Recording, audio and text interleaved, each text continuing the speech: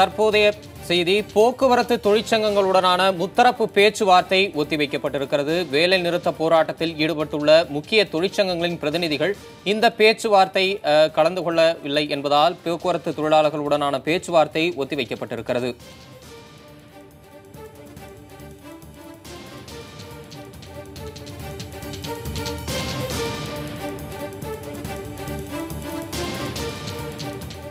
போக்குவரத்து தொழிலாளர்களுடனான முத்தரப்பு பேச்சுவார்த்தை ஒத்திவைக்கப்பட்டிருக்கிறது.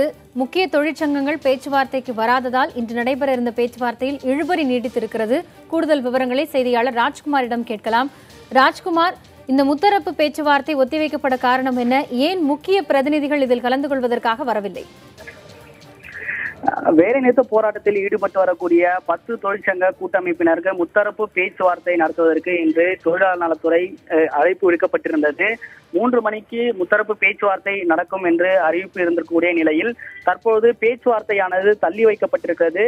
இதில் முக்கியமான காரணம் என்ன சொல்லப்பட்டிருக்கிறது என்றால், அதாவது தொழிலாளர் நலத்துறை ஆணையர் தரப்பிலிருந்து பேச்சுவார்த்தைக்கான தேதி தள்ளி வைக்கப்பட்டிருப்பதாக தொழிற்சங்க பிரதிநிதிகளுக்கு தகவல் தெரிவிக்கப்பட்டிருக்கிறது. தொழிற்சங்க பிரதிநிதிகள் தெரிவிக்கக்கூடிய கருத்து என்னவென்றால், இந்த முத்தரப்பு பேச்சுவார்த்தைக்கு அரசு தரப்பிலிருந்து அதிகாரிகள் யாரும் முத்தரப்பு பேச்சுவார்த்தைக்கு வருவதற்கான அழைப்பு இல்லை. எனவே அரசு தரப்பிலிருந்து அதிகாரிகள் இந்த பேச்சுவார்த்தையில் கலந்து கொள்ளவில்லை. எனவே அதனால் இன்று இந்த முத்தரப்பு பேச்சுவார்த்தை நடக்கவில்லை, வேறு தேதிக்கு மாற்றப்பட்டிருப்பதாக தகவல் தெரிவிக்கப்பட்டிருக்கிறது. அதனால் இந்த முத்தரப்பு பேச்சுவார்த்தையில் பங்கேற்பதற்காக இருந்த தொழிற்சங்கங்கள் வரவில்லை. குறிப்பாக தொமுசா, சிஐடியு, ஏஐடிசி உள்ளிட்ட 10 தொழிற்சங்கங்கள், அதே போன்று ஆளும் கட்சியாக இருக்கக்கூடிய அண்ணா தொழிற்சங்க பேரவையும் சேர்த்து 11 தொழிற்சங்கங்கள் இந்த முத்தரப்பு பேச்சுவார்த்தையில் இன்று பங்கேற்பதாக இருந்தது. இதில் தொழிலாளர் நலத்துறை ஆணையர் தரப்பில் இருந்து பேச்சுவார்த்தை ஒத்திவைக்கப்பட்டிருப்பதாகவும் வேறு தேதிக்கு பேச்சுவார்த்தை நடத்துவதற்கான வாய்ப்புகள் இருப்பதாகவும் சொல்லப்பட்டிருக்கிறது. அதன் அடிப்படையில் இன்று மதியம் 3 மணிக்கு நடைபெறுந்த இந்த முத்தரப்பு பேச்சுவார்த்தையானது தற்பொழுது தள்ளி வைக்கப்பட்டிருக்கிறது. இன்று பேச்சுவார்த்தை எதுவும் நடைபெறவில்லை.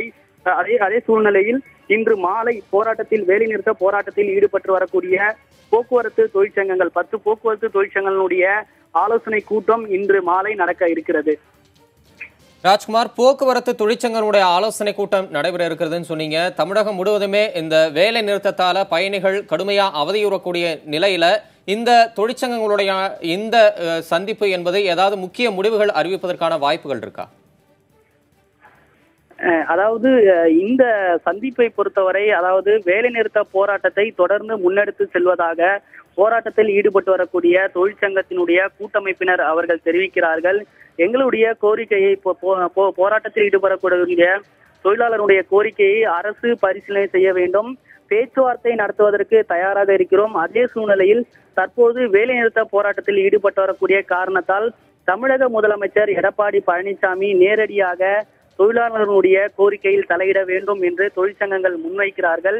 ஏனென்றால் ஏற்கனவே 5 கட்ட பேச்சுவார்த்தை போக்குவரத்துறை அமைச்சர் MR விஜயபாஸ்கர் தலைமையில் தான் நடைபெற்றது. பேச்சுவார்த்தையின் போது உடன்பாடு எதுவும் எட்டப்படவில்லை. இதன் காரணமாகவே வேலைநிறுத்த போராட்டத்தில் ஈடுபட்டு வருகிறோம்.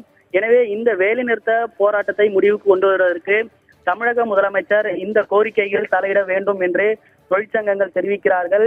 அதே போன்று அரசு அழைத்தால், அதாவது பேச்சுவார்த்தையை சுமூகமாக முடிப்பதற்கான நடவடிக்கையை அரசு எடுக்கும் பட்சத்தில் பேச்சுவார்த்தைக்கு அழைத்தால் நாங்கள் நிச்சயமாக வருகிறோம் என்று போராட்டத்தில் ஈடுபட்டு வரக்கூடிய 10 தொழிற்சங்கத்தினுடைய கூட்டமைப்பினர் தெரிவிக்கிறார்கள்.